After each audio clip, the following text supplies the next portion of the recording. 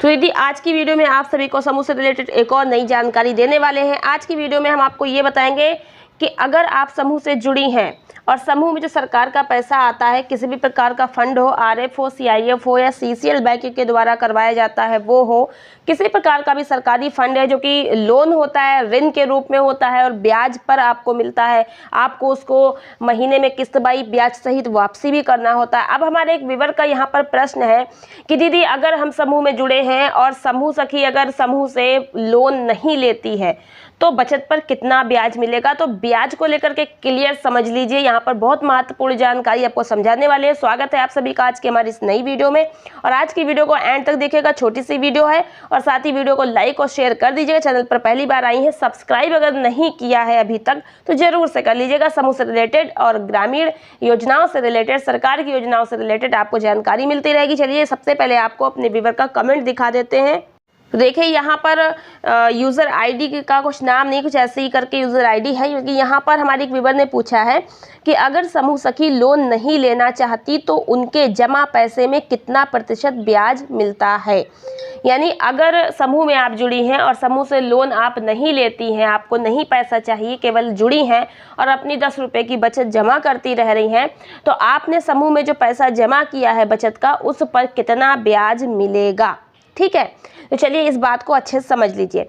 देखिए दीदी, अगर आप समूह से जुड़ी हैं और आप समूह में अपनी बचत जमा कर रही हैं, आपके मन में ये सवाल आता है कि जब हम पैसा जमा करते हैं अपने खुद के खाते पर, जैसा आपका कोई पर्सनल खाता है, आप उसको बैंक में खुलवाया खाता और जब आप अपना खुद का पैसा अपने खाते में जमा करती हैं तो बैंक की ओर से उसमें कुछ ना कुछ ब्याज मिलता है जो कि आपके पैसों में जुड़ता रहता है, आपका पैसा बढ़ता है ब्याज से। ठीक है, उसी प्रकार से समूह का खाता भी बैंक में खुलता है और समूह के खाते में समूह की दीदियों की जमा की हुई बचत जमा होती रहती है और उस पर भी बैंक के द्वारा खाते पर ब्याज मिलता है। तो क्या जो सभी समूह की दीदी की बचत खाते में जमा हो रही है समूह के, तो बैंक जो ब्याज दे रही है वो दीदियों की बचत पर दे रही है, तो उस ब्याज को समूह की दीदियों को भी मिलेगा। तो यहाँ पर आपको समझने वाली बात यह है कि जो आपका खाता होता है वो आपका व्यक्तिगत और पर्सनल अकेला आपका खुद का खाता होता है जिसमें आपको ब्याज मिलता है और आपके पैसों पर मिला ब्याज भी आपका होता है।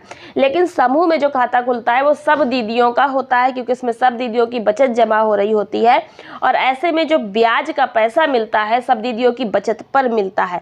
लेकिन यहाँ पर ये ध्यान देने वाली बात है कि जो समूह का संचालन है वो दीदियाँ जो करती हैं उनमें 3 पदाधिकारी दीदी जो इम्पोर्टेंट होती हैं, पद उनका होता है, वो समूह को अच्छे से चलाने के लिए कार्य करती हैं। अध्यक्ष, सचिव और कोषाध्यक्ष, बाकी दीदियाँ भी। लेकिन अध्यक्ष, सचिव, कोषाध्यक्ष पदाधिकारी भले ही बन जाए, होती वो समूह की सदस्य ही हैं। तो सभी दीदी मिलकर समूह चलाती हैं, सभी के निर्णय से समूह में कोई भी निर्णय होता है, अकेले किसी एक के बस से नहीं होता है।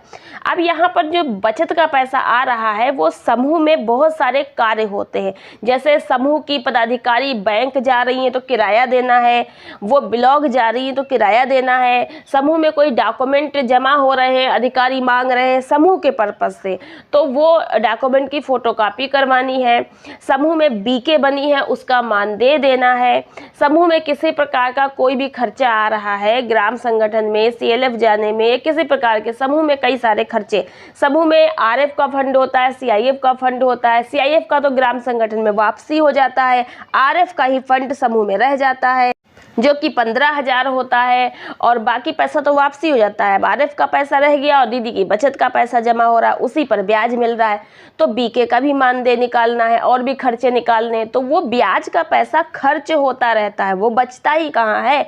जो ब्याज मिलता है उस ब्याज में से सारे खर्चे निकाले जाते हैं, बीके का मानदेय है, किराया भाड़ा है, रजिस्टर का है, अगर आगे रजिस्टर खत्म हो जाते हैं और आवश्यकता पड़ती है तो खर्च में खर्च होता रहता है।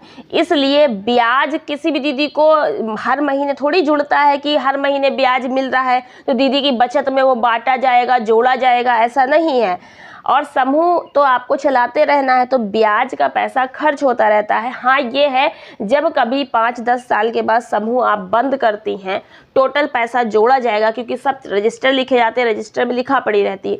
टोटल पैसा जैसे जोड़ा जाएगा, बचत का दीदी को वापस कर दिया जाएगा, और जो ब्याज बच रहेगा, अगर कुछ पैसा एक्स्ट्रा बच रहता है तो वो दीदियों में बांटा जाएगा ब्याज का। और अगर ब्याज का पैसा बचेगा ही नहीं, सब खर्च होता रहेगा, तो फिर वो कैसे बटेगा। तो ब्याज के बारे में आप मत सोचिए, ब्याज आपको स्पेशली नहीं मिलने वाला कि आप अपने व्यक्तिगत पर्सनल खाते की तरह ब्याज मिलता रहता है और आपका वो पैसे में जुड़ता रहेगा। ऐसा समूह में नहीं होता है कि समूह के खाते में ब्याज मिल रहा है और आपके बचत में वो जुड़ता रहेगा, ऐसा कुछ नहीं है। ब्याज नहीं मिलेगा, केवल और केवल आपकी बचत वापस मिलेगी। जो आप बचत जितनी जमा कर रही हैं वही आपको वापस मिलेगी जब आप समूह छोड़ेंगी। और अगर समूह 5-10 साल चलता है, लास्ट में जाके सब दीदियों की सहमति से जब बंद होगा, तब अगर कुछ बचत बच जाएगी, सारा सरकारी पैसा निकाल कर, बचत का निकाल कर, अगर कुछ ब्याज बचता है, तो आप लोगों को जितना बचता है बराबर भले ही दे दिया जाए, बाकी ब्याज का पैसा खर्च होता रहता है। तो आपकी समझ आ गया होगा कि समूह में